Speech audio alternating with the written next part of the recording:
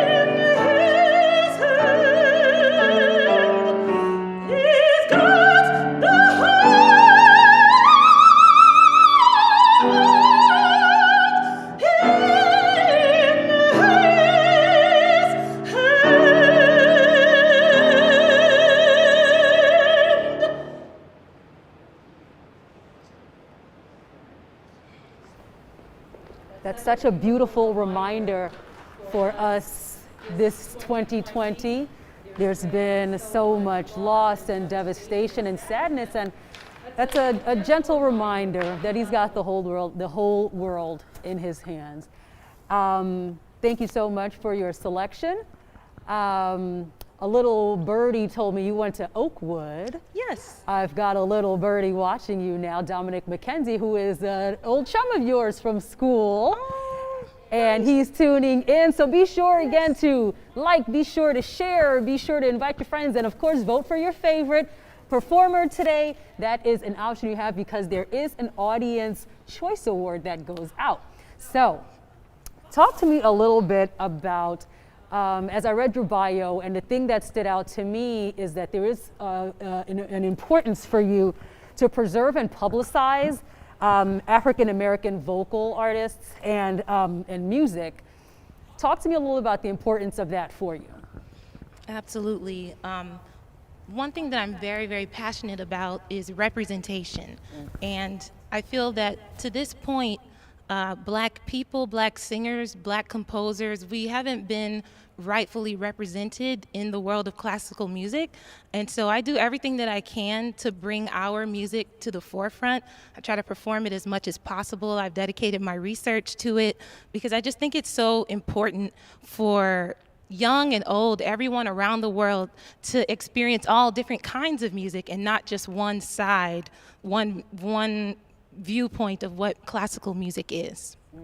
So you're talking about representation, and in classical music, it's not a space where we've seen representation with Black people or people of color. And talk to me a little bit about some of the maybe experiences you've had traveling. Have you ever experienced racism? Have you ever experienced, people treating you less than? That's a heavy question. Um, I think I'll talk about the feeling of always being the only one. That happens a lot. You walk into a space and the first thing you notice is that you are the only person of color who's in the room. So that alone can bring some anxiety. You may begin to wonder, what do people think of me? What do people think of my hair? What do people think of my skin color? What do people think about the style of clothes I wear?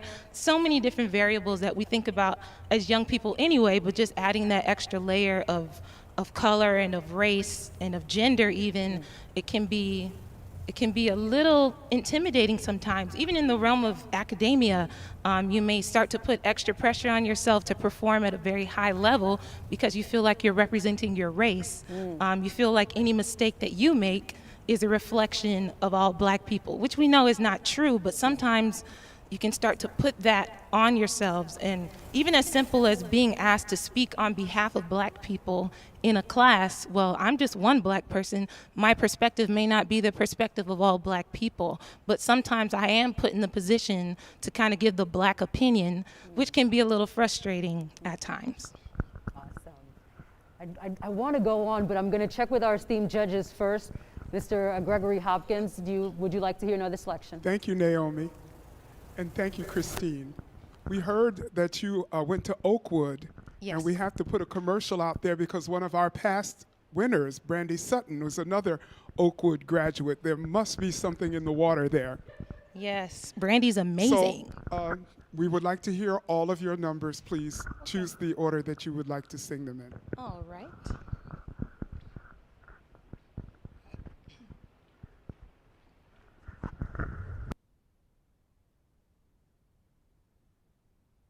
Più bel sogno di Doretta from La Rondine by Puccini.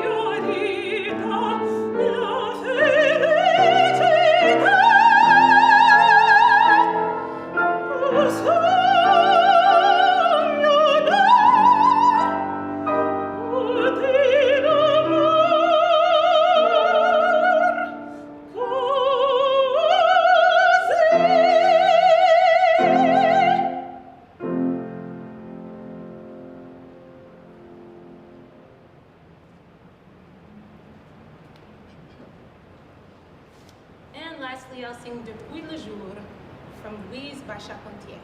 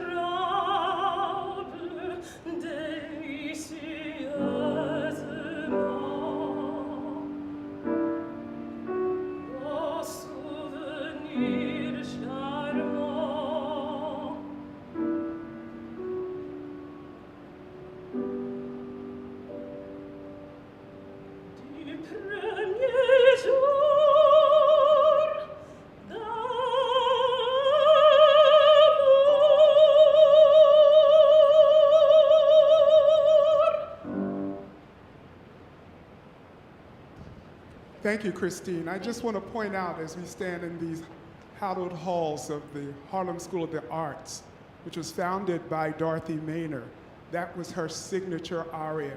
She sung it everywhere she went when she had an opportunity. So you pay homage to her lineage. Thank you so much.